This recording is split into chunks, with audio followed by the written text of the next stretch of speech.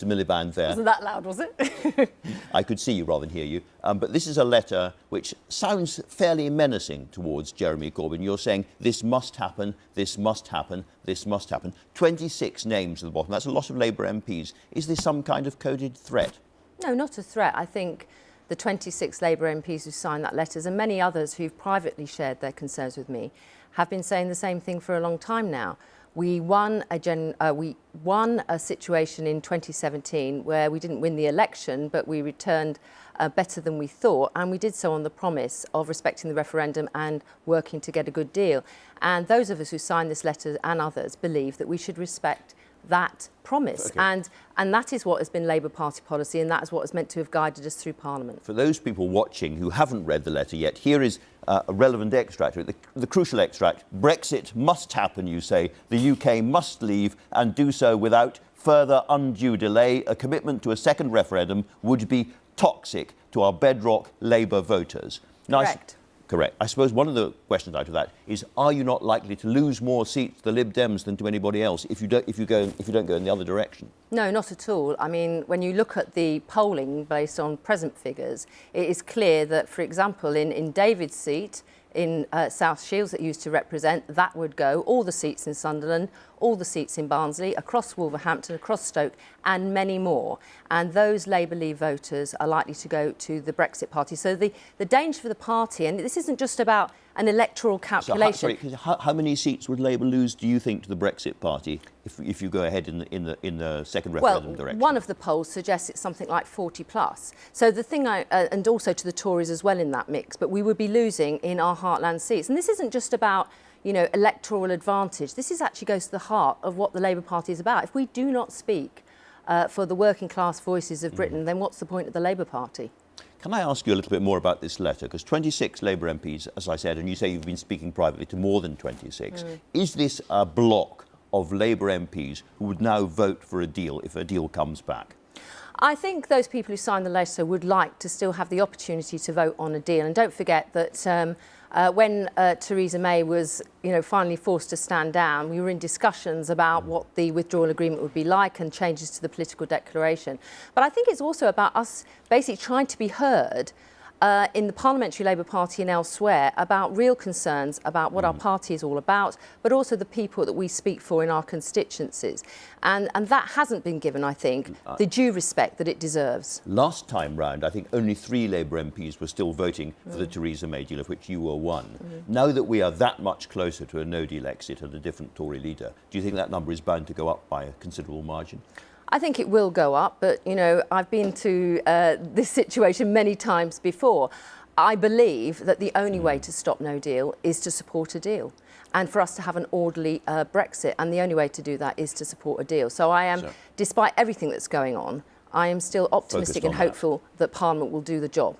If I was Boris Johnson or Jeremy Hunt and won the Conservative leadership, an unlikely thought, the first things I would do is go to Brussels to try and get some kind of alteration or change of some kind with the withdrawal agreement. And the second thing I would go and talk to Caroline Flint and the other people who have signed that letter and say, in those circumstances, can I rely on your votes? Because if the answer is yes, then you overwhelm the relatively small number of hardcore committed Tory Remainers, and therefore the deal could finally get through and the country could avoid no deal. In order to avoid no deal, would you talk to a Johnson or a Hunt or whoever?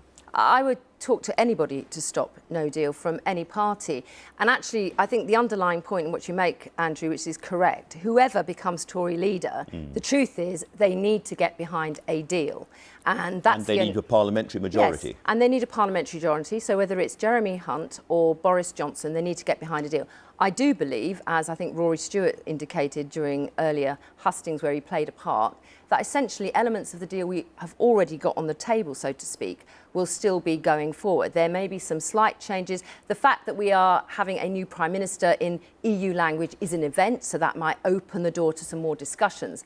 But I think we are at a stage now that we really need to consider the health of the nation. I think the health of the nation needs us to agree a deal and move on. So the next Prime Minister going to Brussels and thinking about trying to get a deal can, as it were, bank or at least hope for up to 26 Labour MPs in the voting lobbies when push comes to shove. Well, I don't think anybody should bank on anything in Sure. this game that we are playing, and it is being treated by some quarters as a game, which isn't helpful.